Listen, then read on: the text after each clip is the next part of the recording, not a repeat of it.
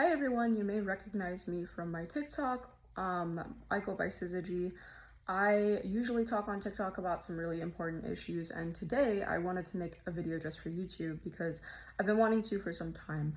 And today I want to talk about the myths around loneliness. Not that loneliness itself is a myth, but the ideas of the way of handling loneliness. Because I think often people talk about loneliness in the way of that it's a problem, it's your problem. It's your problem that you're lonely. The responsibility is usually solely based on the person who is feeling and experiencing this loneliness. And I actually really disagree with this. And I think that it's very interesting to see a lot of people really market the idea that you need to just be happy with yourself and then you're immune from loneliness. I think that loneliness is actually a very important state of being, and I think to a degree it's really important to actually really experience this loneliness because it serves a purpose. And that is something that I want to talk about in this video. My apologies because I'm very new to YouTube and I'm actually trying to work with a friend to get like a podcast up. I've had a lot of people really be interested in a podcast and in just my YouTube in general, and I'm really trying my best to actually like provide on that. I don't know how to edit. I'm pretty shit with all that. And right now, to be honest, I'm not really in the best headspace to be making this video, but it's better than doing nothing. I recently lost a family member, and I'm going through a really interesting experience with this loss because of the fact that it was my grandmother's brother. And I actually was raised by my grandmother, and I remember him coming over and we would go visit him because he lived in a different state. I won't say where, just for like security purposes. I am a firm believer in internet safety, which is why I don't go by my real name here. And I will make things somewhat vague just to talk about the experience, but I really don't want to like give that information out online. But we would visit him a lot, and I had pretty fond memories of this family member. Like, we used to just call him a grunkle because that's what he was, like a great uncle. And I heard that he was passing away, and you know, I was just like kind of shocked of how affected that I was. And then I realized, like, it's very interesting to see that I was so shocked because this is still technically a family member. Like, sure, we weren't the closest, but I just kind of started thinking about the fact that, like, recently I've noticed that I have become very like uncomfortable with a lot of my feelings and with a lot of the things that I've been dealing with. And I feel like in society it can be seen as like not okay to go through any sort of grieving or to have any sort of like uncomfortable feeling that lasts for a longer duration of time than the regular trend cycle. But in looking at that, I started to look at my loneliness because, you know, I had made like a little announcement. I keep my socials very like tidy. On my main Instagram page, which doesn't have many followers, maybe 300, 400 followers, and I keep it comprised of like the people that I know. And I had made this announcement and I had been telling a couple friends like what had been going on because I found out that he was gonna pass away, like I would say somewhere at the start of the week. And you know, he's older, like he's lived a life, but I thought I was, you know, I was just very upset by this, like reasonably so. And I find it interesting because I find myself having to affirm that it's valid enough to feel any sort of way about this. And that's in itself says a lot because I think that like this society really conditions people to either move on. And in America in general, I've talked about this before, but it's really interesting that there's this concept that it's not worth it or it's not like as valid if it's a different family member. Like in schools, here, I was telling my brother this because he moved to Germany and this was like a while ago, but there is like a grieving standard, and we've had to talk about this for my psychology classes because I'm a psychology major. And we were talking about how even in the DSM-5, persistent grief or like, you know, chronic grief is actually really diagnosed by the fact of duration and severity. So we look at how long it takes for someone's grief to subside. And something that's really interesting, like I was saying, is that in the United States, there's a tier for what is excusable and not. And that applies to work and school. If it is a death of a loved one, how immediate are they in your inner circle can literally determine if you get time off. And you know, when I looked at that and the way that grieving has been set up in this country, I started to feel a little bit better. But it was still very alarming, and I've kind of looked and, you know, kind of like seen that people don't really care a lot of the time, unfortunately. And I feel like grief is one of those complicated things because it's like, this is something that can be world ending for you. And I'm not saying that in this situation it is. I think it's really sad. But I have had lost like close loved ones or family members, and I've like lost relationships. I also think it's interesting because there's only certain types of grief that are acceptable. Losing like a family member or a significant other is usually more important than losing someone who is like a friend.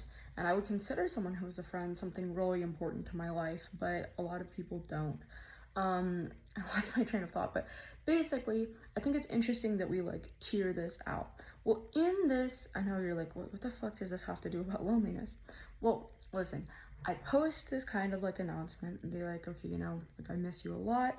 I'm really sad to hear about your passing, kind of like sentiments, like a rest in peace, with a photo that we took because I got to see this family member a couple years ago, and I was really glad that I got the opportunity to do so. And within that, something that I noticed in my own life happened that I found really interesting. And it is that no one actually reached out. No one cared to reach out. No one cared to interact. I got a couple likes here and there, and people kind of moved on. And something that I really noticed like recently is that I've been talking about this because I've been going to therapy. And I have really been struggling recently with a lot of the things that I've been through. Because I had therapists that were like, okay, the past is the past, don't look at the past, it doesn't matter. And I'm finding out more and more in my case that that's not the truth. Because I've had a lot of things happen to me, and it really influences the way that I interact with my world today. And the things that I do, like a lot of behaviors stem from that. Well, I realized that I just don't really have a good support system. And this is something that I've known for a while because I'm a single parent and I don't really have family or friends that can be available. And I've started to recently realize that I have a lot of family and friends who don't want to be available. And this is one of the instances where I started to look at the fact that like I had maybe 2 people reach out to me to see if I was okay. And you go through something, and I think that people kind of like assess the need of like, okay, what's gonna happen, but you assess the like people in your life, and you look at the fact that, you know, these people, the people you would expect to be in your corner, sometimes are not. And that is something that I've been faced with a lot these past couple years, because I've had a lot going on. But then I started to look at my loneliness, because I'm just gonna be real, and I don't expect anyone to watch this. Probably gonna get a couple of viewers. This is just a starting channel. It is what it is. But I've realized that I have like this deep loneliness, and kind of like a general like unhappiness at times. I have a lot to be grateful for. I have a lot to be happy about. But I've had a lot of things happen to me, and I really, really struggle with these things. And this is something that has been subject to my therapy and all types of conversations that I have had with certain friends. And something that I realized is that like anytime I try to fix my loneliness or anytime I look at content around loneliness, I just see that it's often like you have to be okay and happy with yourself, and then you will never truly be lonely. And there's a lot of like spiritual paths too that tackle this idea where people either go like, okay, well, you know, you have to be at peace. A lot of like Eastern religions, and like I was talking to someone about how like Buddhism, it's just like, okay, you're trying to transcend, you're not really trying to worry about that. But like I've noticed that a lot of religious people too, like a lot of like Abrahamic faiths will be like, just give it up to God, or give it up to like a higher power. And you know, it's not like I haven't tried, but it's just something I got a call. That was so awkward. Hopefully this is still recording, but it is just something that I still struggle with, because I think that that's like a part of the answer maybe for some people, but for me that just didn't work. So I started to look at the idea that like loneliness is often blamed on the person who's experiencing it, and I feel like that's such a strange thing to do, because everyone experiences loneliness, and it's a very important thing to experience because it allows for like emotional growth, but it also allows you to sit there and look at, okay, what is your life? When I became really lonely, I started to realize the people who I thought were in my corner weren't necessarily in my corner. I started to look at the fact that a lot of my relationships were maintained by myself. And I saw that like analogy where people are like, oh, you know, don't water a dead plant. That whole thing where like basically it's like you need to like make sure something grows. And don't water a dead plant. Don't give your energy to something that doesn't give energy back to you. And you know, that's a nice sentiment, but I also realized that like we're sitting here in kind of a day and age where like community is pretty much like gone, unless you're like fed into certain religious organizations or affiliations where you have a built-in community, which historically has been a thing. Even now, it's very difficult to actually meet with community. So upon like realizing that and looking at that, I've kind of seen that like loneliness can be really important. And it's important to kind of be introspective, but loneliness can also be very, very damaging.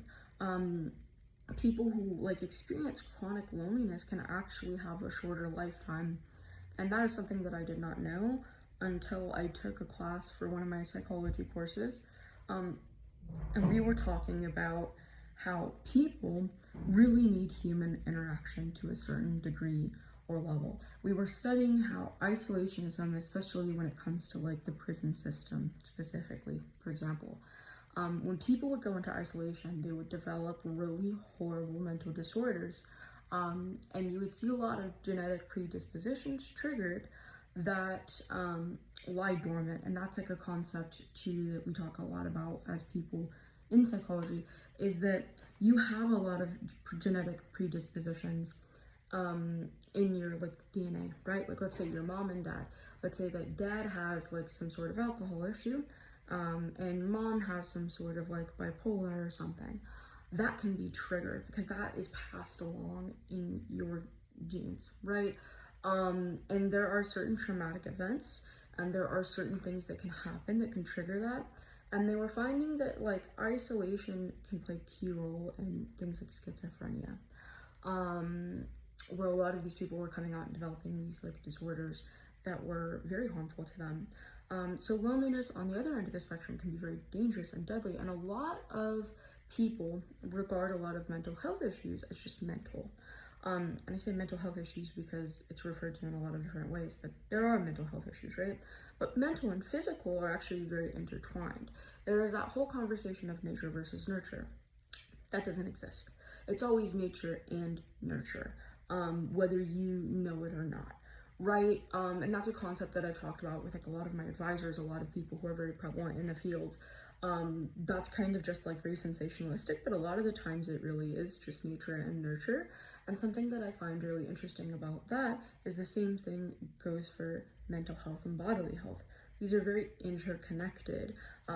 Things like anxiety, PTSD, CPTSD, disorders like this are actually sometimes more physical than mental, because while there may be like a mental trigger, there are a lot of physical reactions in the body, whether that be like tachycardia, racing heart, racing thoughts, like feeling sick to your stomach. Like these things manifest in different ways, and it's something that I've been really interested in because there's not really as much research. Like we're finding out a lot of things about these interactions and how they affect people and how we can treat this without the use of medication or with the use of medication, right?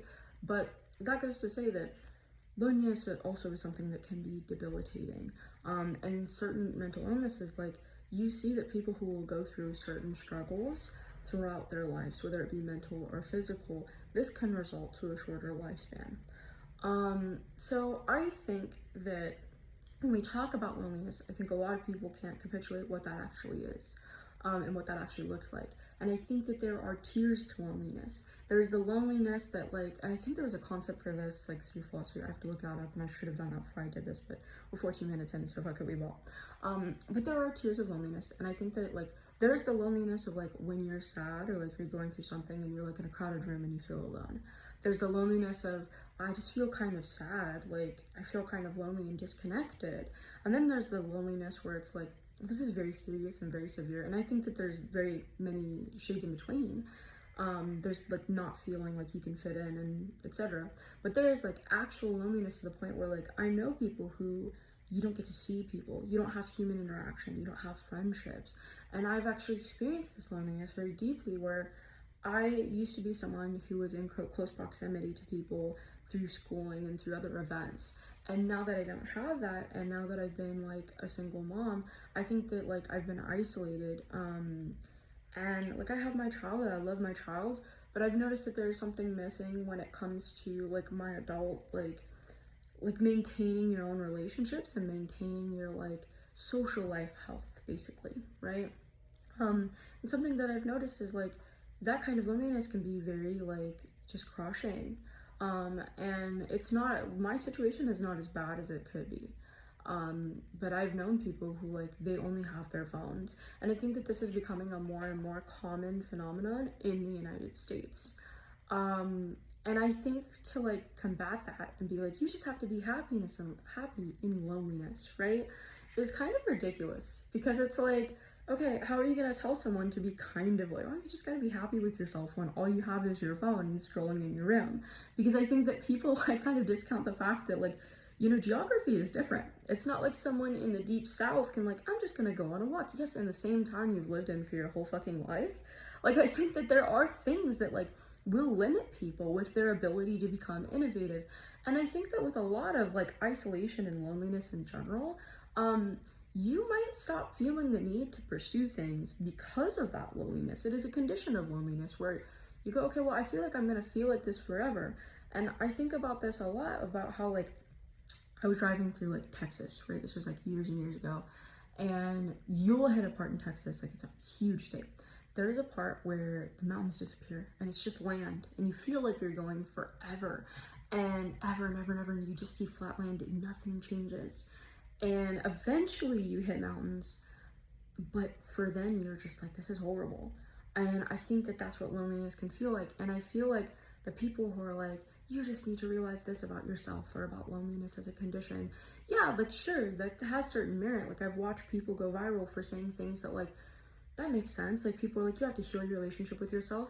Yeah, but I think to an extent, like it's not about that at that point. You can heal and heal and heal, and you can do everything you need to, and you can have hobbies and still be deeply lonely. Just like people who have very verbose or like, you know, rounded social lives, they can still feel lonely. And I think it's an uncomfortable, like, human truth that loneliness can be necessary to a degree, and that this is a human condition. This isn't something you're just going to cure.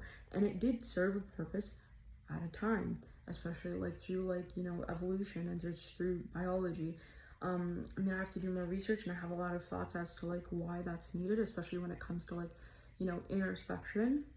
But I think that it's really interesting to see that a whole generation of people aren't listening to what that means. Why are you so lonely? And what does that expose about your own life? Instead of trying to like, I find it's interesting because everyone tries to solve everything. You have to solve the loneliness. You have to fix it. You have to fix yourself. You have to fix. No, what is that trying to tell you? What is that trying to teach you? If you are deeply lonely, what's going on in your life? Who is there for you? What is the support around you? Why are you feeling this way? And how do you fix that? Like, I am in this stage of my life, and I don't know, like, you know what, some people take this as if it resonates with you and leave it if it doesn't. Like, I'm always that kind of person, and I think that I'm just some random person on the internet. I'm talking about my life experience. I'm talking about what I've learned. And you can take me seriously or not. I really don't, like, I'm impartial. But something that I've kind of realized is that, like, when we talk about, like, you're in a lonely place and what can you learn and change, like, I'm in a place right now where it's like, I realize that I'm lonely. I realize that, like, I don't have the support that I would like, and I've tried really hard to go out of my way and make that support. But I also think you should, like, actually, like, kind of sit there and recognize that it can be very exhausting to go out of your way to try to reach out to people to the point where you're just tired and you don't want to anymore. And I think that it's odd that people really expect others to just do everything. You have to give 100%, and you have to always maintain some sort of community. And I think that it shouldn't feel like the burden is always on one person or the other. This should be like a connection. You should have some like harmony. You should have like weight equally distributed. or you should look at that relationship and be able to do that. But I think it's very odd that everyone wants to fix feelings. That's strange. And I don't know if it's just social media. I don't know if it's just people trying to optimize themselves. But the same thing goes for, like, I was thinking about that with, like, sadness, right? Like, everyone has to feel, like, I don't want to feel sadness. It's unpleasant. And it's true, people don't want to, like, feel unpleasant emotions. But what does that do? Why is it happening? And of course, there's a difference. Like, there is a spectrum. Like, there's, like, okay, like, I don't feel sad enough. Oh, I feel sad. I feel appropriately sad. And then there's, okay, like, this is just disproportionate. How are we going to handle this? But I also think that, like, people aren't realizing that a lot of these strong emotions and state of beings serve a big purpose. You know, and you have to allow yourself to feel anything so that you can have a human experience and not just tailor everything. And I think a lot of this comes out of, like, wanting to tailor everything. So I think, like, the whole point of this is, like, before you hop on your own head and be like, oh my gosh, I have to fix myself, I have to fix my loneliness, I just have to be happy being alone. No, I don't think you should have to be happy to being alone. I don't. I think that that can be kind of an excuse. I think that you should be able to be happy. And if you think that you're in a state where you can feel loneliness and be okay with it, that's great. If you want to fix yourself, that's great. But I don't think that anyone deserves to be lonely or feel miserable or feel any sort of really unpleasant feeling because people are just like, you need to fix yourself. Sometimes it's not on you. Sometimes you're in a shitty situation and you need to see, okay, like, what changes can I make? And even if you're just, like, shifting mindsets, then that can help too. And honestly, listen, I'm not an expert on loneliness. I've experienced a lot of it.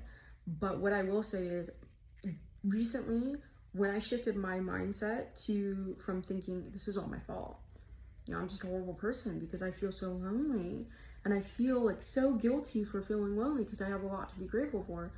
And I shifted from that to, like, thinking, okay, but why do I feel lonely? Wait, why am I blaming myself? What's going on? And I started changing my life and, like, being an active role, taking this active role in my own life to change things. That changed my mentality and it changed my existence.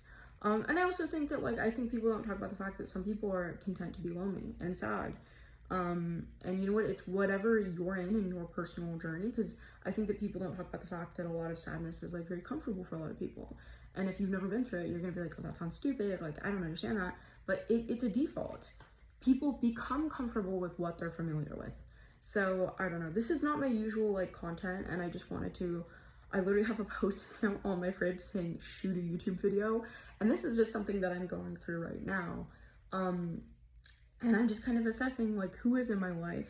Why are they in my life? What do these people want from me?